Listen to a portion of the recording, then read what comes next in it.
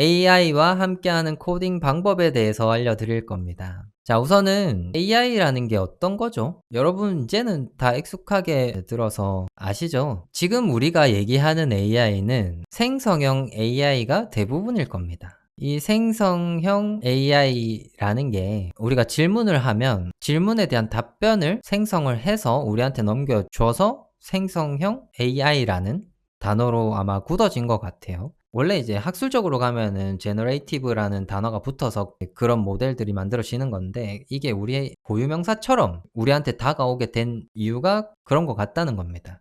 그래서 우리가 최근에는 AI라고 얘기하면 대부분 생성형 AI를 의미를 해요, 일반 사람들이 얘기를 할 때. 그래서 그런 부분들이 이제 말하고 듣는 데는 익숙하실 텐데, 우리가 조금 더 깊게 접근을 해야 되잖아요, 지금부터는. 우리는 이 생성형 AI를 코딩에 적용하는 경우만 앞으로 생각을 할 겁니다. 코딩 더하기 공부에 적용을 할 건데, 앞으로 우리가 코딩에 사용하게 될 AI는 생성형 AI인데, 이 생성형 AI 서비스는 질문을 하고 답변을 받는 방식입니다.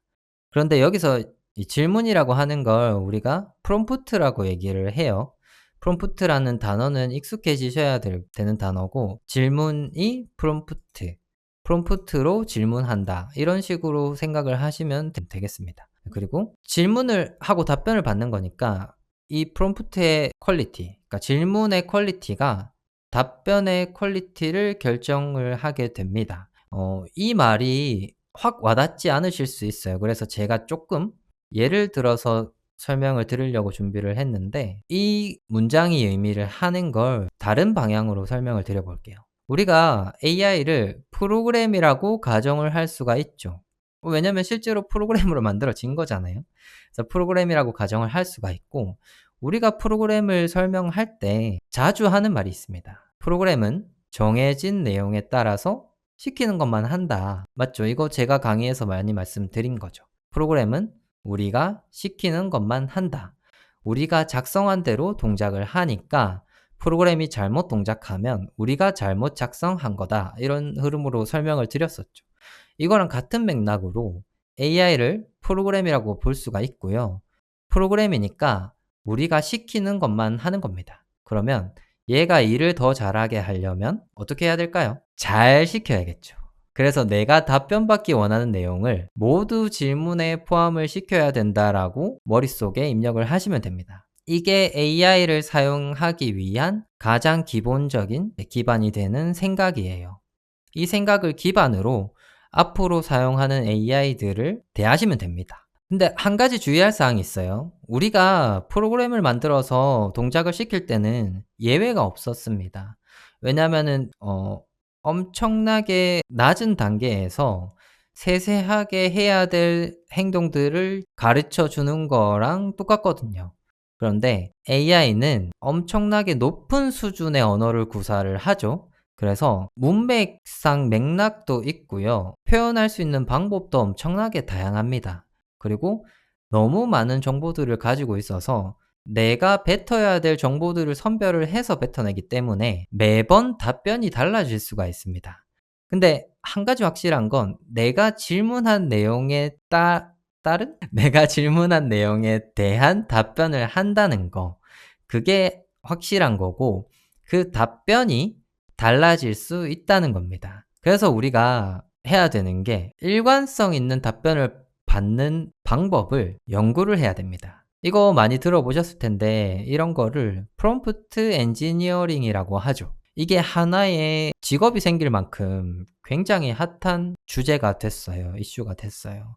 실제로 질문을 어떻게 작성하냐에 따라서 대답의 퀄리티가 상당히 차이가 있다는 연구 결과도 이미 나와 있습니다. 그리고 정기적으로 프롬프트 엔지니어링 대회도 하고요.